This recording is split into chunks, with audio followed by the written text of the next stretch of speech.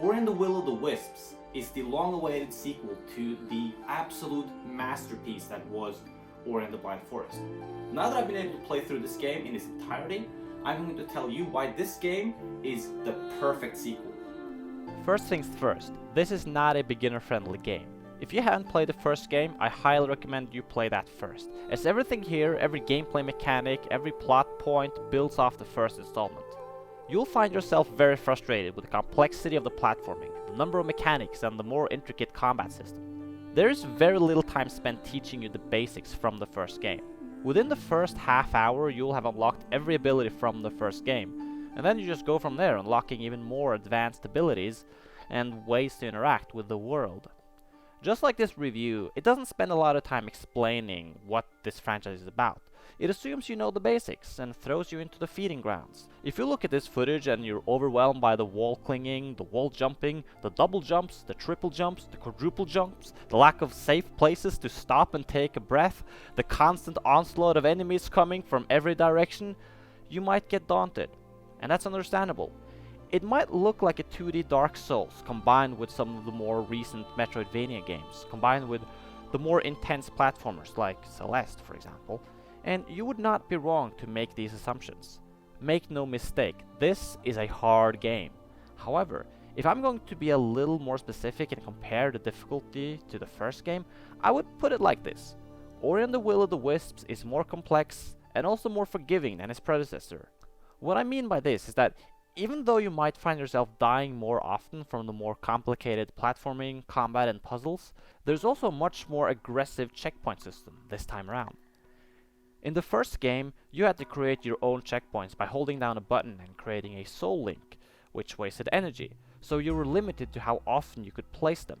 In this game, however, you use energy to regenerate health, and the checkpoints appear by themselves anytime you finish a platforming sequence and before and after every enemy encounter. This means you never have to redo major parts of the game, and I personally found that very pleasing.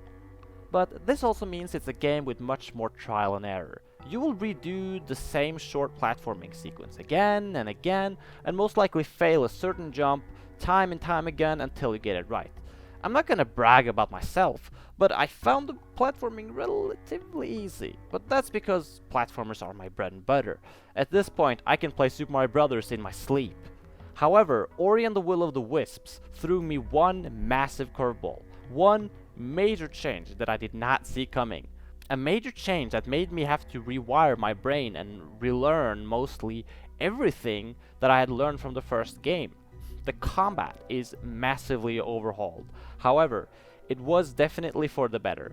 In the first game, all you had to do was press one button repeatedly to shoot little lightning bolts that would automatically home in on the enemy. Other than that, all you had to do was make sure you did not get hit. This time around, they give you an actual weapon, a sword or a lightsaber of some kind. You actually have to time your strikes and direct them towards the enemy. But it gets better. There's also dodge now.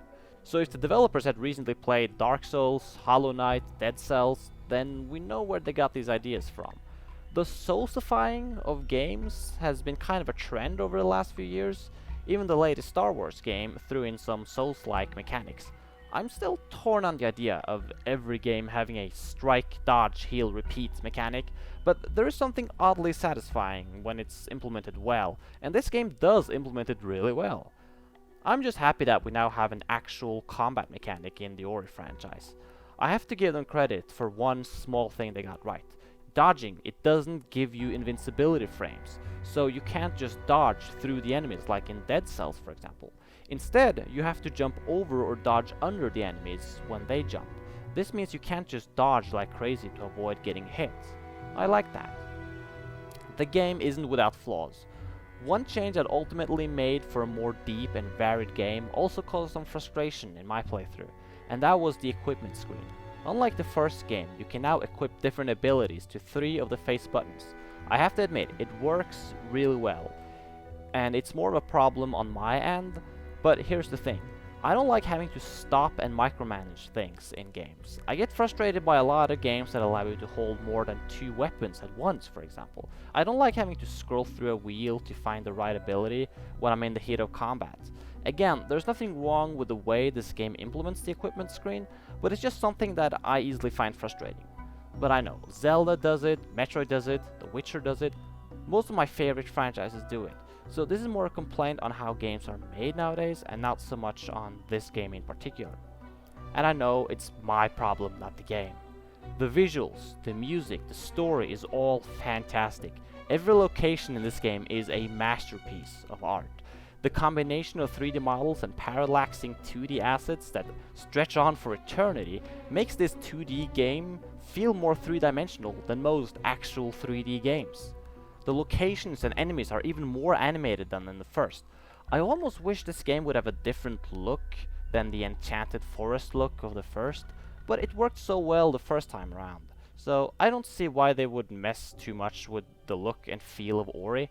So yeah, I love every location, every background, every blade of grass that moves as you walk through. Every sound and every piece of music is perfect, simply perfect. I had a few bugs where the sound stopped working, but I'm sure that can be patched. I don't see why I would dock this game for what every other developer does these days. Patching in post, right? Here's the conclusion. I absolutely love this game. It is so nice to see a game come out, especially a sequel, and have it surpass every expectation. Ori and the Will of the Wisps is grander, deeper, and harder, and more beautiful than the first. It improves on the first game in every aspect.